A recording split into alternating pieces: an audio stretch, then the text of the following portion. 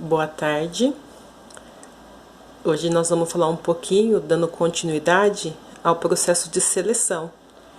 Na aula passada, então, nós falamos sobre o anúncio da vaga, como que é feita, e depois de feito de forma aberta, semiaberta ou fechada, vai então chegar os currículos para que o responsável do RH possa fazer as análises e assim então começar o processo seletivo.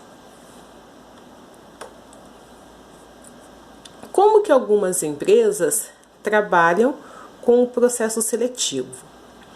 Vou começar a falar um pouquinho sobre etapas do processo de seletivo então.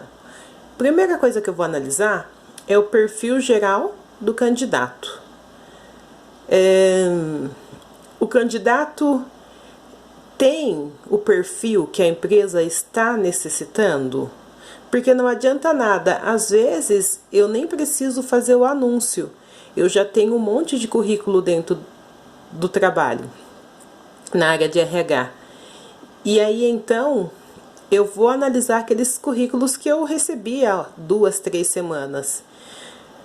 Antes de iniciar esse processo, então, eu preciso analisar se o que o setor está pedindo bate com o perfil do currículo que eu tenho em mãos.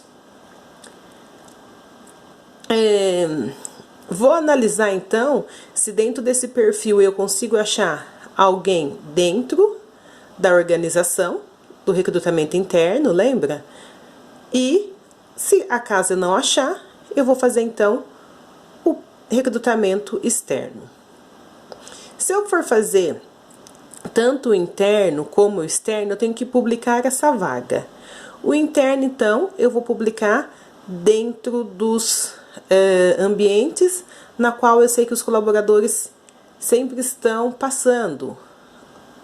Onde bate ponto, banheiro, refeição, dentro do ônibus coletivo que leva os colaboradores, ou então eu faço a publicação em mídias como nós falamos na aula passada.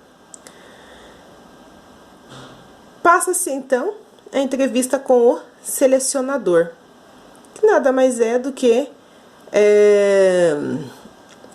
as pessoas que estão selecionando o currículo. Agendo a entrevista e faço a triagem do currículo. Por quê, gente? Porque às vezes o que foi colocado no currículo nem sempre é a realidade. Não lembro se foi com a turma de vocês que eu comentei, mas foi com alguma turma que eu não vou saber me recordar qual é. Que de repente você coloca no currículo que você tem um inglês fluente. Então vamos fazer a triagem do currículo. E aí quando eu pergunto, então você fala inglês? E começo a falar inglês com ele, eu entendo que o inglês que ele fala é o inglês que aprendemos na escola, que é obrigatório dentro da grade curricular. É muito interessante fazer a triagem do currículo junto com o candidato. Entrevista com o gestor do departamento do futuro candidato.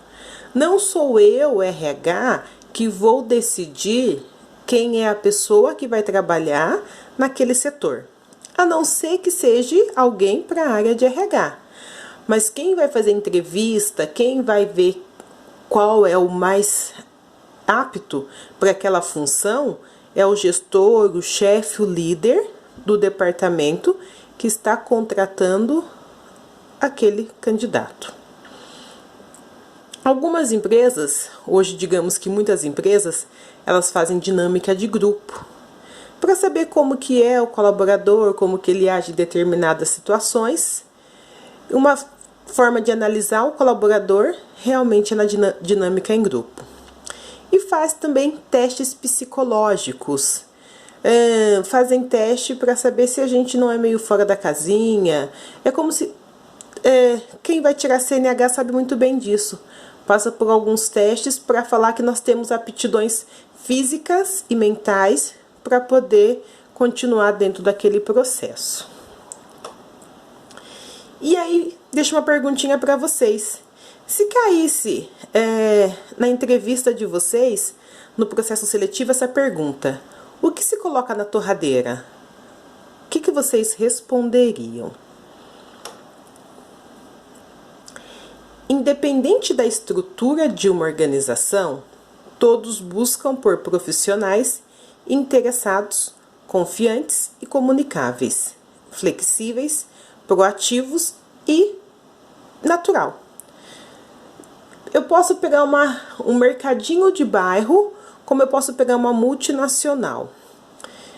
Hoje, os empregadores, eles procuram por pessoas que queiram trabalhar dentro da organização deles, na qual eles possam confiar nessas pessoas. É muito importante você poder confiar no seu funcionário. Pessoas que conversam, que são comunicativas, pessoas que são flexíveis, que gostam de aprender, que pode hoje estar em um cargo e amanhã pode de repente aprender um outro.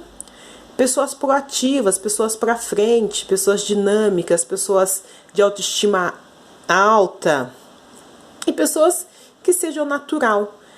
As empresas não gostam de pessoas que, como eu posso dizer, pessoas artificiais.